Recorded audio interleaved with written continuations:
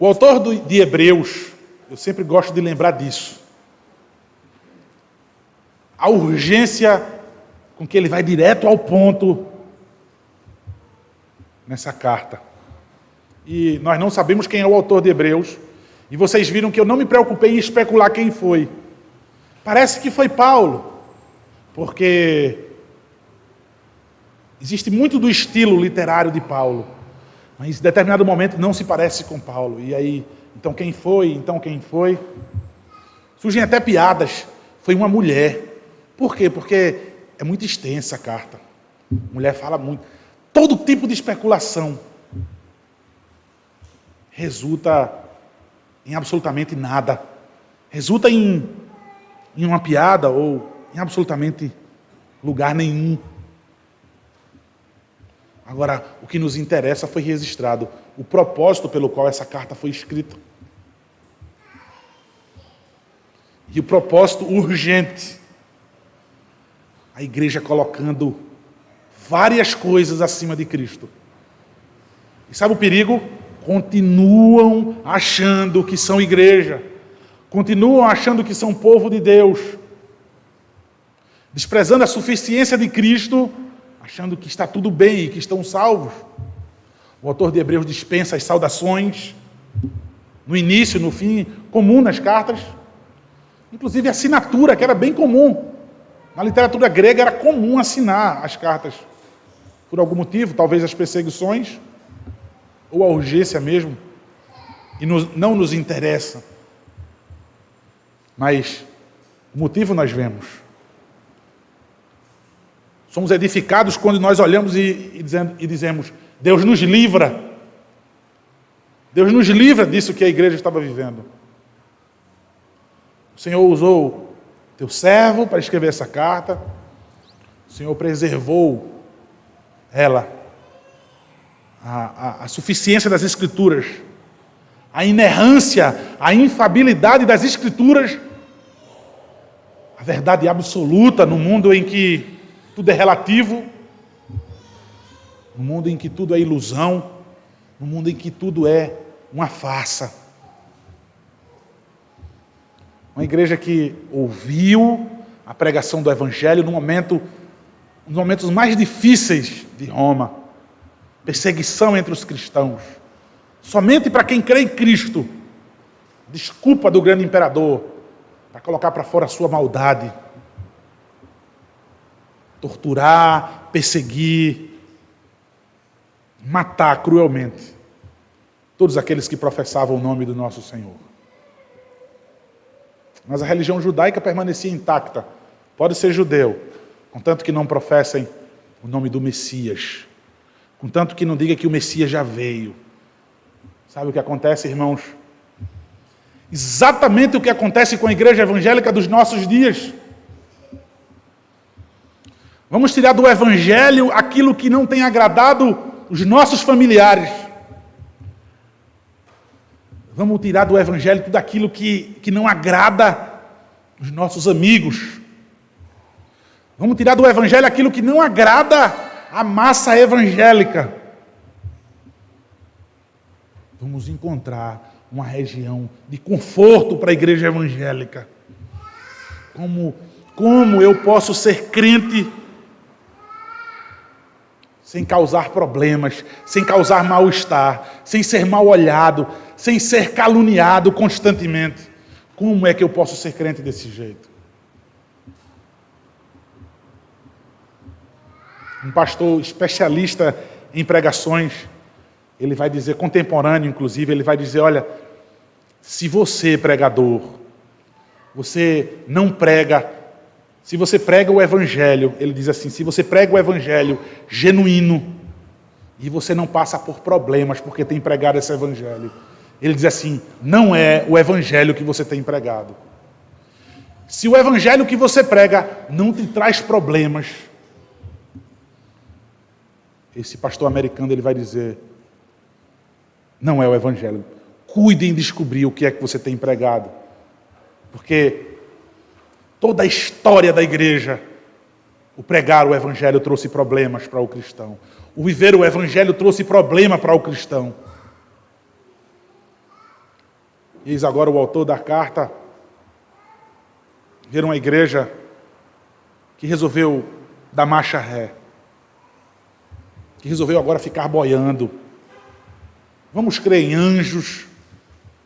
Claro, foram os anjos que entregaram a palavra de Deus por Moisés. Você vai dizer, pastor, onde é que tem isso aqui no Antigo Testamento? Foi por intermédio de anjos. No Antigo Testamento não tem mesmo não, embora Deuteronômio mencione os anjos, mas se você vai para o apóstolo Paulo escrevendo aos Gálatas, aí você vai ver lá mencionando que foi através de anjos. Aqui em Hebreus vai falar, ou seja, a tradição oral da igreja. Você vai dizer, pastor, e nós cremos em tradição oral hoje como os romanos? Os romanos creem na tradição oral. Você vai conversar com um romano e vai dizer, de onde é que tem isso na Bíblia? Ele vai dizer, não, isso aí foi o sacerdote que falou. Ele falou e você crê? O sacerdote tem a mesma autoridade que a Bíblia. Como? Tradição oral. Não. O cânon foi fechado. Essa palavra ela é suficiente. Por isso não crê em revelações, em línguas. Todos os dons de caráter revelacional não tem mais utilidade hoje porque a palavra do Senhor está fechada. Ela está completa. Pastor, por que não simplesmente crer na contemporaneidade desses dons? Porque se eu crer na contemporaneidade desses dons, eu vou estar crendo que o cânon está aberto e que mais coisas podem ser inclusas dentro da palavra do Senhor. Porque línguas estranhas, porque revelações são de caráter revelacional. Uma igreja que se acomodou, uma igreja que já tinha sido perseguida e viveu efervescente em meio às perseguições. Agora as pessoas nem iam para o culto, mas iam. Era opcional ir para o culto. Pessoas que cavam no domingo qualquer oportunidade. Não existe a santa preparação. Os puritanos nos ensinam, os nossos pais, a santa preparação para o domingo. Isso parece loucura para o ímpio. Rapaz, ele já guarda o dia do Senhor. Ele ainda vai cuidar do sábado, para o sábado não atrapalhar o domingo. Isso, exatamente. Porque amamos o dia do Senhor. Porque não é penoso, porque não é duro. Porque a gente não quer se livrar disso. A gente não quer se livrar do culto, a gente não quer se livrar do momento da pregação. É deleitoso esse relacionamento no culto, esse culto dialogal, pactual com o Senhor. Ouvir a sua voz através da pregação da palavra.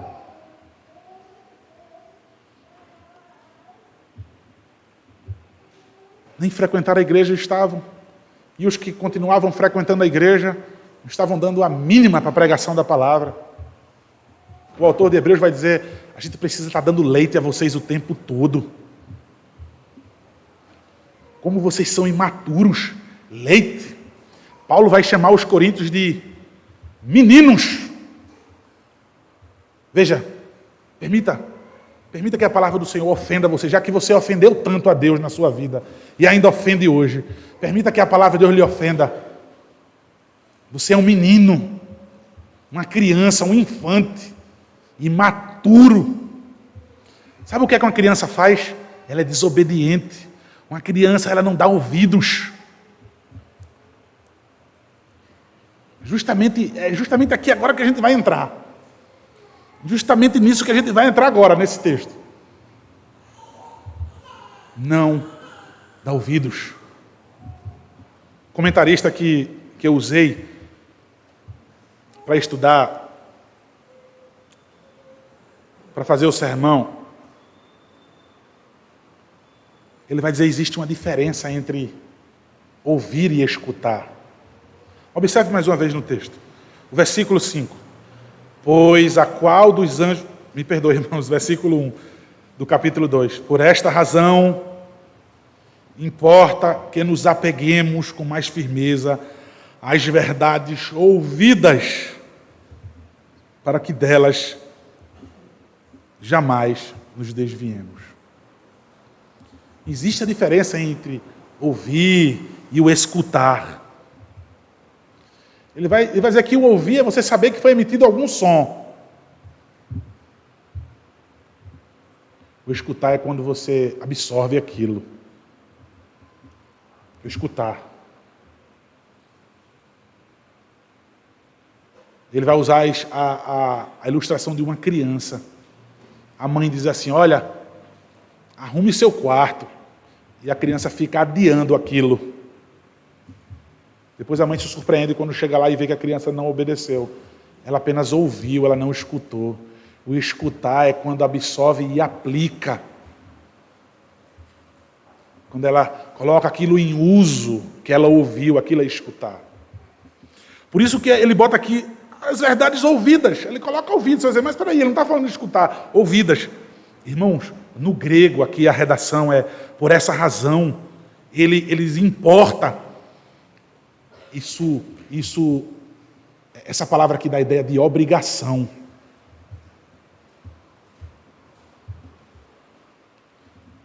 A gente pode ler, por esta razão, por tudo isso que foi dito, olha, vocês estão tirando os olhos de Cristo, vocês estão colocando anjos para poderem justificar esse tipo de evangelho mentiroso que vocês estão vivendo, para satisfazer e dar resposta a você mesmo desse evangelho mentiroso que você insiste em viver.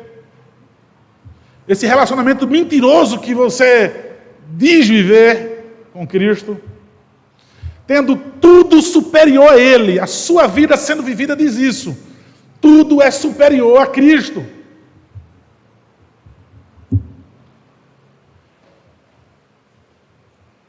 Para que você deixe de colocar tudo acima do seu Senhor.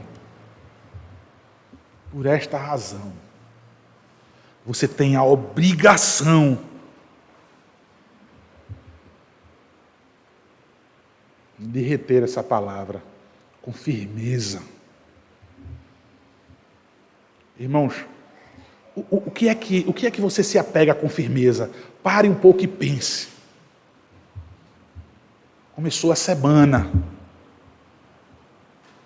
O que é que você vai correr atrás agora, essa semana?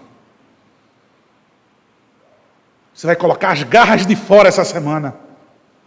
Você vai se apegar de maneira que você não solta. Você vai passar por cima de alguém, se for possível, para conseguir aquilo que você ambiciona. Pelo aquilo que tem valor para você. E deixa eu lembrar você, para tudo aquilo que está superior a Cristo na sua vida. É nisso que você vai se agarrar. Para que isso não aconteça, você tem a obrigação de se apegar com mais firmeza.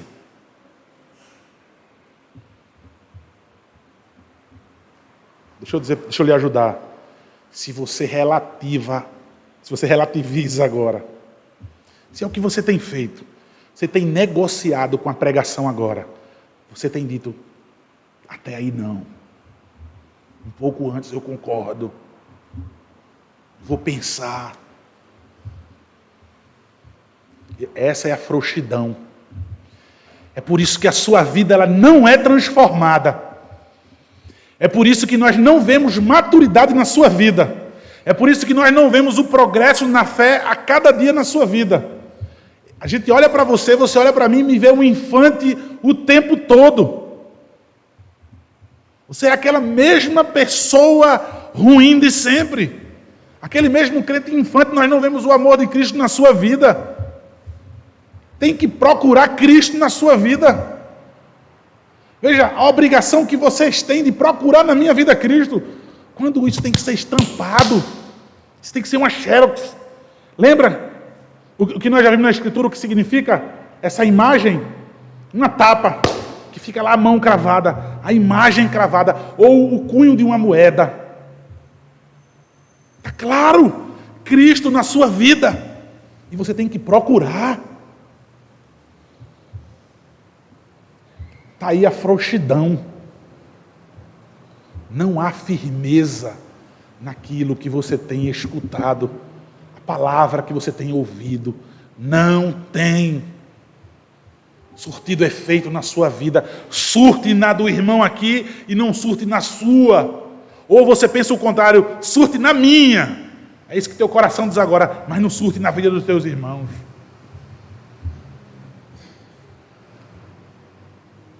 Para que a gente não seja massa evangelical, irmãos.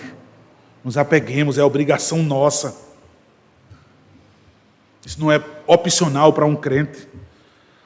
Nos apeguemos às verdades ouvidas, para que delas jamais nos desviemos. No seminário eu conheci um pastor, e ele estava fazendo o seminário porque ele não tinha feito. Ele era pastor de brasileiros nos Estados Unidos. Nunca mais esqueci a confidência dele para mim. Por que você voltou? Ele não estava aguentando mais. Ele não estava aguentando mais ser pastor daquela igreja. E porque nos Estados Unidos os brasileiros, né, estrangeiros em geral, mas os brasileiros, eles vão lá para ganhar dinheiro. E quem morou lá e quem já viveu assim sabe que, na grande maioria das vezes, os brasileiros nem consideram os próprios brasileiros. Dinheiro, dinheiro e dinheiro. Inclusive, para voltar aqui, na grande maioria das vezes é para voltar para o Brasil e ostentar. É incrível que não querem viver uma melhoria de vida de fato, como dizem, mas voltar e ostentar para familiares e amigos. Aquele trocado. Mas vejam, irmãos, aquele pastor confidenciar para mim, dizer, sabe qual é a pior coisa, Ronaldo, para mim? E eu com os ouvidos atentos, porque eu estava prestes a me tornar pastor também. O que é tão ruim assim ser pastor? Ter que ligar para crente domingo de manhã para vir para a igreja. Tem que estar ligando, meu irmão, você vem para a igreja amanhã. Ah, pastor, não vou porque eu estou muito cansado. Ah, pastor, não vou amanhã porque amanhã eu consegui um serviço de tantos dólares. Eu não aguento mais, Ronaldo, ter que implorar para crente vir para a igreja. Eu vou dizer, como pastor da Castelo Forte, eu espero que Deus nunca permita que eu canse de dizer, dia do Senhor não é interpretação particular. O santo dia do Senhor não é interpretação do pastor Ronaldo, não é interpretação da Castelo Forte. Porque eu sou de tal igreja presbiteriana, porque eu conheço tal pastor. Ignorância dele, ignorância pecaminosa. Teve a oportunidade de fazer seminário, tem as escrituras, tem o símbolo de fé, tem um manual presbiteriano que fala com tanta clareza sobre o dia do Senhor. Pecam. Cai, como nós vimos em Oséias, cai o profeta, cai a igreja junto com ele, cai o povo junto com ele. O povo sabe que está errado, mas gosta e vai na onda, cai os dois. Esse pastor dizia a mim, tem que lembrar, tem que pedir, que o que eles esperavam, o que eles se agarram a semana toda, não são as verdades de Deus. É o dinheiro, é o T e o C, é isso que eles se agarram. Para que dela jamais nos desviemos. No nosso púlpito aqui, tem sempre sido anunciado a graça e os desvios. Veja, ao contrário agora, a gente sempre prega sobre os desvios e mostra a graça. A solução desse problema. A salvação da sua vida, como você deve viver para a glória de Deus.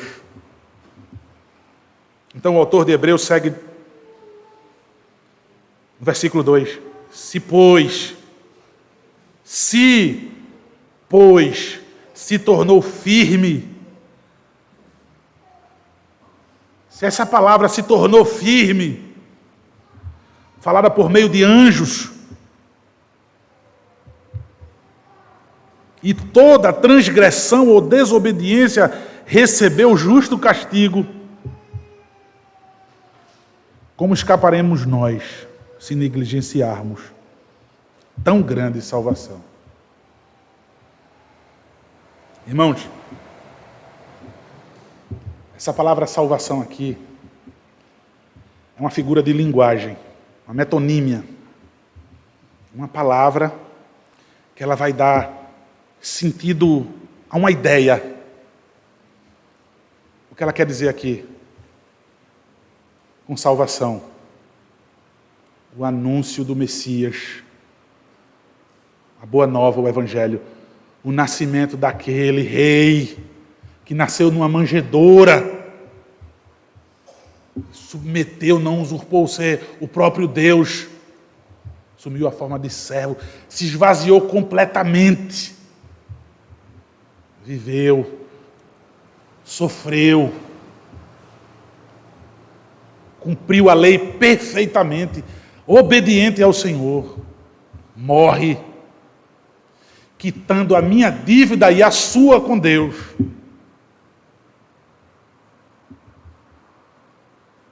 Ressuscita no terceiro dia, vencendo a morte, matando a morte, para que eu e você pudesse ter vida, para que eu e você pudesse se apegar a essa palavra que diz que a morte foi vencida. Saber que ele foi assunto aos céus. Que lá sentado à direita de Deus Pai Todo-Poderoso, ele declara: Deus, justo, justo, Pai. Aquele é justo.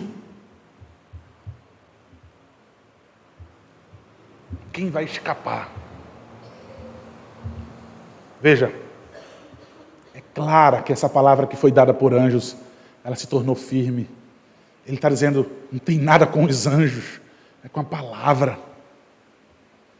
Ele já falou sobre a superioridade de Cristo. Ele já falou. Aí ele quer dizer agora, olha, quem vai escapar se negligenciar a salvação desse Cristo?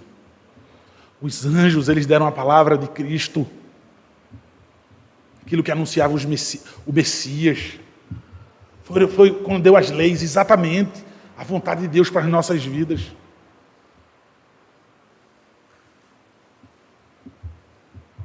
Como?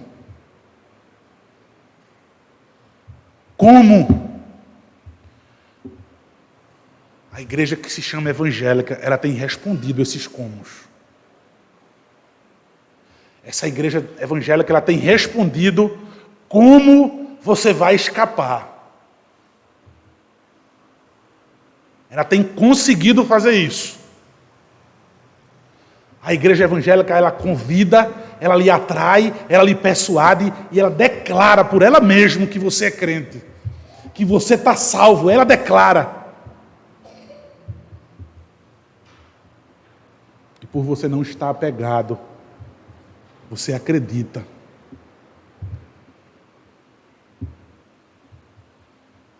Eva acreditou, Adão acreditou. Não é bem assim. Eles acreditaram. É próprio do nosso coração ouvir o não é bem assim. Foi assim que Deus disse. Como? Talvez o seu coração tenha se arriscado agora. Talvez ele esteja ousadamente querendo dizer a você como você vai escapar.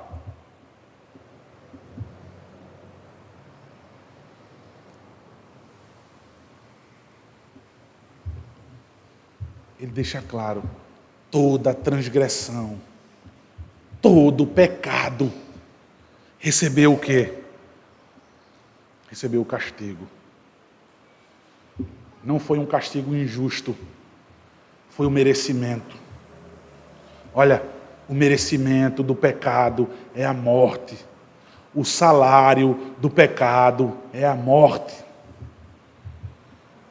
E aí Cristo Jesus diz, deixa que eu vou receber essa recompensa no lugar deles. Eu me torno pecado. Eu me faço pecado. Já que essa é a recompensa. Para os meus, não. Para a minha noiva, não. Em mim. Em mim. Cristo responde: quem vai escapar? Ele diz: venham, venham, se refugiem em mim, confiem em mim. E você continua confiando em anjos.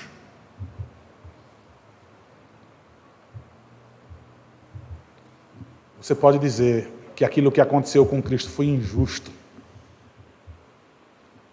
Injusto. Um homem tão bom. Não fez nada de mal com ninguém. É essa a pregação chula. Justiça de Deus na cruz do Calvário.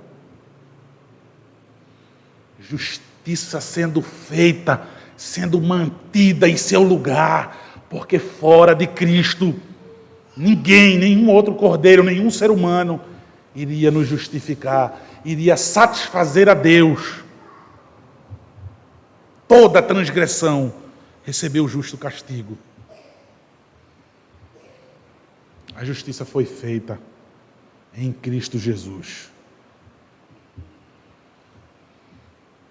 Numa segunda vez é prometido que esse Cristo que recebeu nele, esse Cristo que responde agora para você, como é que você vai escapar?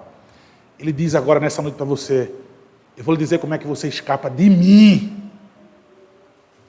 Eu fui o que sofri no seu lugar. Eu fui o que recebi o castigo em seu lugar. Deus agora deu na minha mão o julgar vocês. Vocês vão ver agora aquela figura mais ou menos que João viu na ilha de Patmos. Uma das coisas que você pode ver agora de Cristo é a sua boca, que sai a espada afiadíssima de 2 gumes. Aquela que divide medula. É aquela que divide teu coração agora e diz: renda-se a mim. Eu quero que você veja pelo menos isso. Para que você não veja aquele general de guerra que virá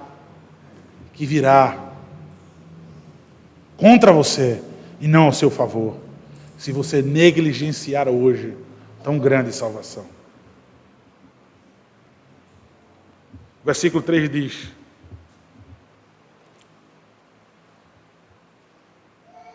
como escaparemos nós se negligenciarmos tão grande salvação, a qual, tendo sido anunciada primeiramente pelo Senhor, e depois foi dado isso aos apóstolos, foi-nos depois confirmada pelos que a ouviram, dando Deus testemunho juntamente com eles, por sinais, prodígios e vários milagres, e por distribuições do Espírito Santo, segundo a sua vontade. Foi dado a Cristo, para confirmar que Ele era o Filho de Deus. Foi dado também aos apóstolos. Depois encerrou-se. Cessou. Como crê todo presbiteriano. Como crê todo presbiteriano do Brasil. Cessou. A doutrina do cessacionismo. Capítulo 1 da Escritura Sagrada, da Confissão de Fé de Westminster. Cessou as antigas práticas de Deus se manifestar ao homem. Veja, João, cativo, no mensageiro, pergunta a Jesus Cristo. Pergunta a Jesus se Ele é o Cristo, se eu tenho que esperar outro. Jesus manda o mensageiro de volta e diz: você não tem visto? Os cegos veem, os paralíticos andam. Ou seja, ele evidencia que Ele é o Filho de Deus, quando Ele diz sinais e maravilhas. O apóstolo Paulo diz as credenciais do meu apostolado. Está evidente entre vocês. Com que? Sinais e maravilhas. Veja o que ele quer dizer. Essa palavra falada por meios de anjos. E agora ele vai dizer, anunciada pelo Senhor. anunciada por Cristo, falada por anjos e anunciada por Cristo. E vai colocar também que foi para quem? Para nós, tanto os anjos quanto ao Senhor, para nós. O ouvir, mais uma vez, pelos que a ouviram, a Cristo, aos apóstolos, à sua igreja hoje. O Senhor tem operado, inclusive, milagres no nosso meio. Nós cremos no poder de Deus hoje, sim. Que Deus age sobrenaturalmente sobre a sua pessoa. Nós não cremos que alguém detém, particularmente como os apóstolos, algum dom. Mas observem, a palavra do Senhor anunciada no Antigo e no Novo Testamento. Palavra de salvação. No Antigo e no Novo Testamento. A grande pergunta é: vão continuar crendo em quem? E ele vai dizer: a sua crença é evidenciada com aquilo que você tem como maior em sua vida, com aquilo que você tem como em primeiro lugar na sua vida, com aquilo que é, vamos usar a linguagem do texto, superior na sua vida. Estão arruinados todos aqueles que têm alguma coisa acima do Senhor. Estão arruinados a igreja evangélica. Ele está falando aqui com os evangélicos. Como você escapará? Essa é a pergunta. Se você negligenciar a palavra que tem sido falada ao seu coração.